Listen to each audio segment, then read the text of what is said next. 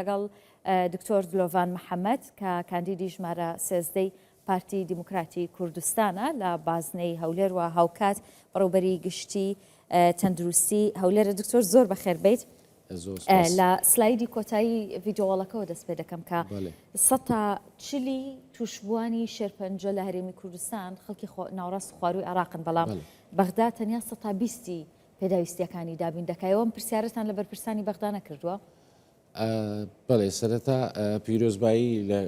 کوردستان بچار دەکەم بە بۆنەی ساڵیادی دامەزراندنیان و هیوای سەرکەوتنتان بۆ دەخوازم. بە دڵنیاییەوە ئێمە زۆر جار باز لەوە دەکەین کەوا ڕاگەیاندن لە ماوەی پێشوو باز دەکرا کە دەسەڵاتی چوارەمەوە، بەڵام ئێستاکە بەڕای من یەکێک لە دەسەڵاتە سەرەکیەکانە کەوا وا دەبێتە هۆی هۆشیارکردنەوەی هاوڵاتیان و ڕێگە نیشاندەر هەندێک زار لە بۆ حکوومەت و لە بۆ دەسەڵاتی شەرعی ئەوانەش بۆیە ئێوەش کە بەڕاستەقینە دەنگەکەتان گەیاندیە بۆ هاوڵاتیان دەستخۆشیتان لێ دەکەم و هیوای سەرکەوتنتان لۆ دەخوازم. ئینشاءڵڵا تەمەنی زەروی سەروی 100 ساڵ دەبێت ئینشاءڵڵا. بە دڵنیاییەوە ئێمە کە دێنە سەر باسی بودجێ دەکەن،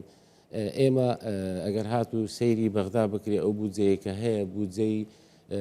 ئەتیادی و بودجەی حاکمە یاخود سیادی پێدەگۆترێتن. لە بودجەی سیادی پێویستە ئەو بەشە دەرمانەی کەوا دەگاتە هەرێمی کوردستان هەمان ئەو بەشە بێکەوە لە شارەکانی تری عێراق بۆ نمونە لە بەغدایان لە بەسڕیان لە هەر شارێکی تر پێویستە هەمان بودجە بگاتە هەرێمی کوردستان. بەڵام زۆر جار لەوەی کەم و کوڕی ڕوودەداتن لە گەیاندنی لەو بەشەی کە لە بۆ ئێمە دێ زۆر جار ئەوەی کە ئێمە پێویستمانە ئەوانە بۆ ئێمە نانێدرێتن. ئەوەی کە بەڕێستان ئاماژەتان پێکرد ئێمە نەک تەنها نەخۆشانی شێرپەنجە، بەڵکو دەتوانی ئەگەر ئامار وەرگری لە نەخۆشخانەکانی تری بۆ نمونە لە هەولێر دڵنیام لە هەموو هەرێمی کوردستان کە بەش خەڵکێکی زۆر لە شارەکانی تری عێراق ڕوو لە نەخۆشخانەکانی هەرێمی کوردستان دەکات. ئەمەتان بە بەرپرسانی عێراق نەوتووە؟ بە دڵنیاییەوە پێیان ڕاگەیاندراوە و ئێمە زۆر جاریانیش پێمان گوتینێ کە ئەو بەشەی لە بۆ ئێمە دەنێرن مەفروزە تەنها بۆ نمونەی هەولێر تەنها بۆ دانیشتوانی شاری هەولێر بێتن، بەڵام ئێمە ١40 نەخۆشەکانمان لە شێرپەنجە ئەوانن کە لە شارەکانی تردێن. بەڕاستیش لەبەر ئەوەیە ئێمە زۆر جار خەڵکمان دوواندیە لەبەر چیدێن لێرە خزمەتگوزاری وەردەگرن لۆ لە نەخۆشخانەکانی خۆیان وەرناگرن، لۆ ئەزیێتە دەچێشن ینی هاتوو چوو ئەو خەڵکەی کە لەگەڵیان دێتن، چونکە لێرە خزمەتگوزاریەکە بەڕاستی بە کوالیتیە بە شێوەیەکی باش پێشکەش دەکرێتن. لە نەخۆشخانەکانی تریژ وایە بڕۆ نەخۆشخانەی ڕاپەڕین کە بۆ منداڵانە، نەخۆشخانەی لەدایک بوون، ینی باوەڕ بکە ئەوانەی کە لەوێن پزیشک و کارمەندەکان باز دەکەن، کارژێری باز دەکاتن، ژمارەیەکی زۆر لە هاوڵاتیانی دەرەوەی شاری هەولێر بە تایبەتی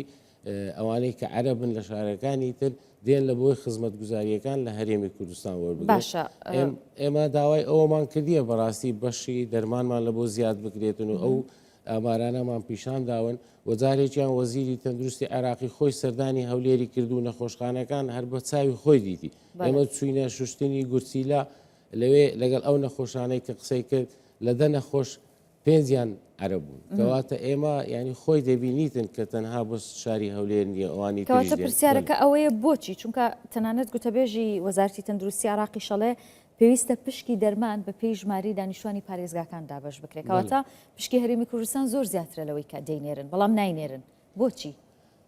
ئەوان ینی هەر وەک چۆن بەڕاستی نادادیەکەیە لە دابشکردنی بودجەی عێراق، هەر وەک چۆن لە بودجەی ئەتیادی کە ئێمەیان بێبەش کردووە لە 2014ەوە لە دەرمان و پێداویستیش لەسەر ئەو ئامارانەی پێشوو ڕۆیشتونە یاخود ئەو ئامارانەی کە خۆیان بەدڵیانە نەک ئێمە بەدڵمان بی، ینی ئەوەی پێویستی ئێمە بیتن، ئەوان پێویستیەکان یاخود تەقدیر حاجە داوا دەکەن، ئەمە و تەقدیر حاجانە دەڵێن دەنێرین لە بۆیان، بەڵام ئەوان پابەندی پێ ناکەن. ئەو پابەندیە کە پێ ناکەن ئێمە بەشی ئەوە ناکاتن، وێ بەڕاستی لە نێو ئەوە وای کردیە کە قورساییەکە کەوتوتە سەر حکوومەتی هەرێمی کوردستان ئەو تەعویزەی کە پێویستە بکرێتن حکوومەتی هەرێمی کوردستان کردوێتی. ینی پشکی هەرێمی کوردستان لە دەرمان لە پێداویستی پزیشکی وەکو شتەکانی دیکە بە سیاسی کراوە لە عێراق؟ واللهی بەتەکید ئەمە تۆقع دەکەین بە سیاسی کرابیتن، بە تایبەتی بەڕاستی خۆی مەفروزە ئێستا ینی کەمکوڕی دەرمان لە عێراق نییە؟ بەڵێ بە دنیایەوە لەوێن دەریش هەیە، چکە ئەوان بەڕاستی ئەو تۆقع دەکەین ئەو پارەیە کە دابین دەکرێتن هەم پێویست نییە لە بۆ وەزارەتی تەندروستی بە پێی پێویست و هەم دابشکردنەکە و زۆر جار بە خراپی خۆیان دابینکردنەکە دەکەن سەرڕای ئەوەی کە بەشەکەی بەباشی بۆ ئێمە نانێدرێتن کەم و کوڕی تێدا هەیە و زۆر زار عقلەی تێدەکەوی عقلەکە لەوەیە بە ئەنواع شێوە محاولە دەکەن ئێمە کەمتر بنێدرێتن یان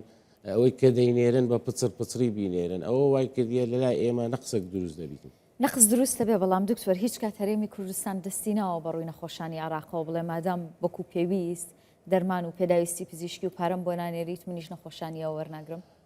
باوەڕکە بۆ یەک ڕۆژیش بۆ یەک نەخۆشیش ئەو شتێ ڕووی نەدایە چونکە ئێمە دەڕووی ئینسانیەوە تەماشای نەخۆش کراوە ئەوەی کە دێتە ئێرامە هەمووی وەکو یەک چاو تەماشا دەکەین هەر نەخۆشێک بێ لە هەر ڕەگەزێک بێ لە هەر نەتەوەیەک بێتن دەگاتە ناو نەخۆشخانەکانی ئێمە چارەسەری پێویستی بۆ دابینکرا ئێمەش لەبەروەی وەکو باسمان کرد کوالیتیەکە و خزمەت گوزاریەکە باشە خەڵکێکی زۆر ڕووی تێدەکە ئێمە ناتوانین ئەو کارە بکەین نەخۆشێک بێ بیگەڕێنینەوە بەڵام چەندین جار داواکاریمان پێشکەشی ئەوان کردووە ناتواندراوە ئەگەر هاتوو دەرفەت بوو ئێمە لێ بین بە تایبەتی من پرسیاریەوە یەکەم دکتۆر بەس جارێ هەر لەسەر پشکی هەرێمی کوردستان وەزارەتی تەندروستیاڵێک کە تریلیۆنێک و زیاتر لە 600 میلیارد دینار و بڕی 216 میلیارد دیناری بۆ هەرێمی کوردستانە ئێوە ئەو بڕەتان بەدەست دەگات بڕەکە هەموو کاتێک لە وەختی خۆی بە تەواوی ناگاتن زۆر جار کێشەی تێدەکەویتن و زۆر جار ئەگەر بڕەکە نزیکی ئەوەش بیتن بە پێی ئەوەی کە ئەوان هەیەە لۆمان دەنێنین یاک بەخود بە پێی ئەوەی کە بە پێی داواکاریەکانی منە ئەوەی کە ئەمە پێویستمانە زۆر شتیش هەیە زۆر گرنگە ئەوان تەنها لۆ پارێزگاکانی خۆیان دابینی دەکەن لە بۆ هەرێمی کوردستان دابینی ناکەن بۆ نمونە ئێمە بۆ ماوەی 7 ساڵە ئامێری پزیشکی کە پێویستە لە بۆ هەموو شارەکانی هەرێمی کوردستانیش وەکو ئەوەی کە لە بۆ بەسرا و لە بۆ بەغدا دابین دەکرێتن لە بۆ ئێرەش دابین کرێ ماوەی 7 ساڵە ئامێری پزیشکیان دابین نەکردووە زۆر دەرمان هەیە کە پێویستی هەیە کەمیەی زیاتر لە خۆیان دابین دەکەن ئێمە زۆر کەم دابین دەکەن بۆ نمونە گەشەی منداڵان گەشەی منداڵان کەەوە ئێمە نزیکی 3000 فیلمان هەیە لە شاری هەولێر کە منداڵ پێویستیان پێ هەیە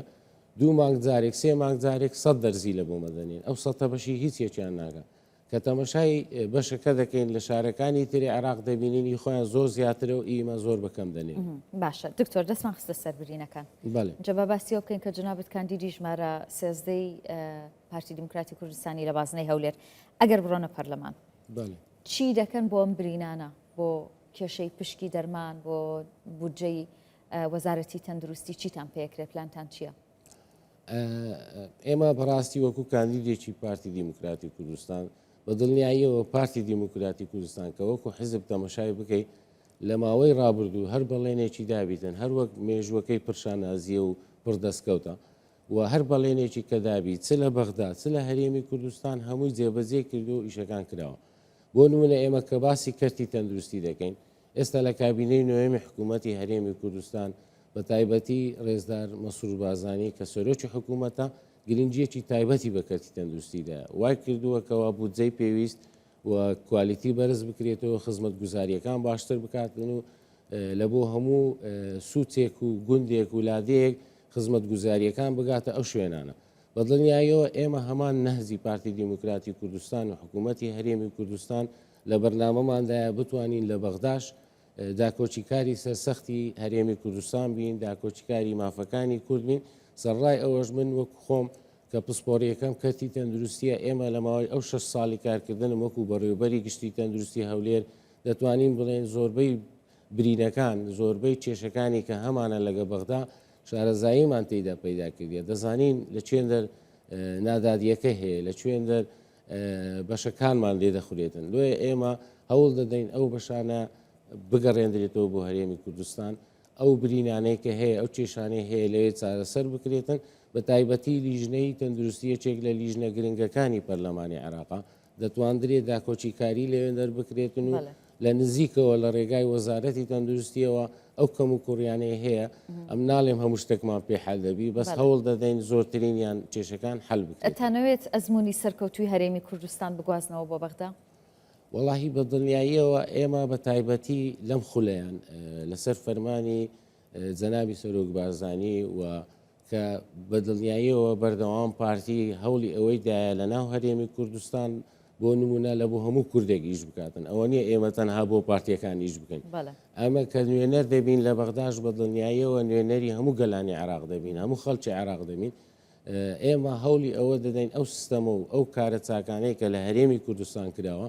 هەمووی بگوازرێتەوە بۆ بەغدا لە بۆی خۆشگوزانیێرانیەکە نەک تەنها بۆ هەرێمی کوردستان بێ بەڵام بۆ هەموو خەڵکی عراق بێتن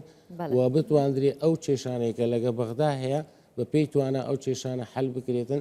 ئێمە لە زۆر پسپۆریتیش بۆ نمونام لە ڕووی ئەکادیمیەوەش هەندێک شارەزاییم تێدا هەیە و لە بۆی کارم تێدا کردووە زۆر جار لە دابینکردنی بۆ نمونە کورسی خوێندن ماستەر دکتۆرا ئەوانە ئێمە لەوەش بێبەشکراوی لە بۆ شارەکانی تری عێراق دەکرێت بەڵام بۆ ئێمە ناکرێتن ئێمە هەوڵ دەدەین ئەوانش چارەسەری بۆ بکرێتن لە خولی ڕاهێنان بۆ نمونە بۆ پزیشکان و کارمەندان زۆر جار خولی ڕاهێنان بۆ خۆیان ئەنجام دەدەن بەڵام بۆ ئێمە بەو بەشە ناگاتە ئێمە یان زۆر جار داوای ناو دەکرێتن ئەوان لەوێ خوڵەکەیان ئەنجام داوە هێشتا ناوەکان تازە داوای ناو لە ئێمە دەکەن یعنی زۆر جار ئێمە کێشەی گەورەمان هەیە لەگەڵیان هەوڵ دەدەین ئەو کێشانە هەمووی لە بەرنامەماندا بێ بۆ هیوای سەرکەوتنتان بۆەوەی لەوێ بتانبینین کە بەو شێوەیە کار دەکەن دکتۆر لۆڤان محەممەد کاندیدی ژمارە 13 پارتی دیموکراتی کوردستان لە بازنەی هەولێر دەستخۆش زۆر سپاس بەخێر بێت.